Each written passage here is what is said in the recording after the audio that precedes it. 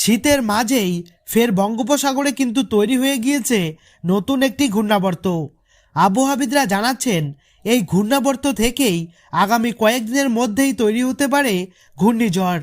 বিশেষজ্ঞরা জানাচ্ছেন এই ঘূর্ণিঝড় যদি তৈরি হয় তা কিন্তু ঘূর্ণিঝড় মিগজমের থেকেও ভয়ঙ্কর হতে পারে।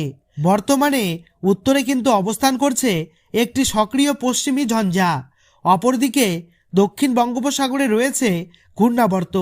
এই দুইয়ের প্রভাবে বাংলায় কিন্তু রীতিমতো শীতের আমেজ উদা হয়ে গিয়েছে। আগামী সপ্তাহের মধ্যেই যে ঘূর্ণিঝড়টি তৈরি হতে চলেছে তার নাম কিন্তু আবহাওয়াবিদরা দিয়েছেন রিমাল। ভয়ঙ্কর গতির বেগ নিয়ে বিধ্বংসী আকার ধারণ করে এই ঘূর্ণিঝড় রিমাল রীতিমতো পশ্চিমবঙ্গ নয়তো বাংলাদেশের উপকূলেই আছড়ে পড়তে পারে। শীতের মধ্যেই ঘূর্ণিঝড়কে কেন্দ্র করে রীতিমতো বঙ্গবাসীর মনে কিন্তু তৈরি হয়েছে ভয়ের আভাস। তো এই ঘূর্ণিঝড় রিমাল ঠিক কবে কখন তৈরি হয়ে আছড়ে পড়তে চলেছে, ঠিক যখন আছড়ে পড়বে তখন এর সর্বোচ্চ গতিবেগ ঘন্টায় কত হতে পারে, তার সাথেই কোন কোন জেলাগুলিতে সবথেকে বেশি বৃষ্টিপাতের পূর্বাভাস রয়েছে, তো এই বিষয়ে আবহাওয়া দপ্তরের কাছ থেকে যে গুরুত্বপূর্ণ আপডেটটি চলে এসেছে তাই কিন্তু আমি আজকে আপনাদেরকে জানিয়ে দেব এই ভিডিওটির মাধ্যমে। বিস্তারিতভাবে জানতে হলে অবশ্যই ভিডিওটি শেষ পর্যন্ত মনোযোগ সহকারে দেখবেন এবং ভিডিওটি ভালো লাগলে একটি লাইক করবেন।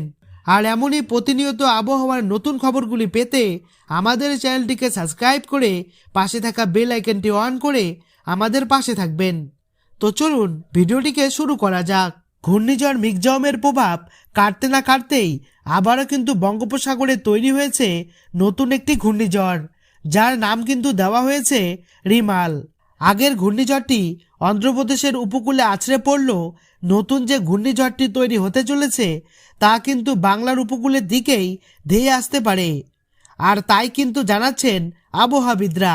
ঘন্টায় 110 কিলোমিটার গতিবেগে ঘূর্ণিঝড় মিগজম কিন্তু অন্ধ্রপ্রদেশের উপকূলে তুমুল ধ্বংসলীলা চালিয়েছিল এবং ঘূর্ণিঝড় রিমাল ঘন্টায় প্রায় 150 থেকে 180 কিলোমিটার গতিবেগ নিয়ে বাংলার উপকূলে আছড়ে পড়তে পারে এবং এর প্রভাবে বাংলার উপকূলবর্তী জেলাগুলিতে ঠিক কতটা ক্ষয়ক্ষতি হতে পারে তার হিসাব কিন্তু পরিষ্কার আপনারা বুঝতেই পারছেন।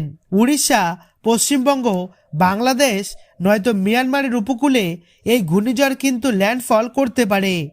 যেখানেই ল্যান্ডফল করুক না কেন এর প্রভাব কিন্তু পশ্চিমবঙ্গ ও বাংলাদেশের জেলাগুলিতে সবথেকে বেশি বৃষ্টিপাত হওয়ার সম্ভাবনা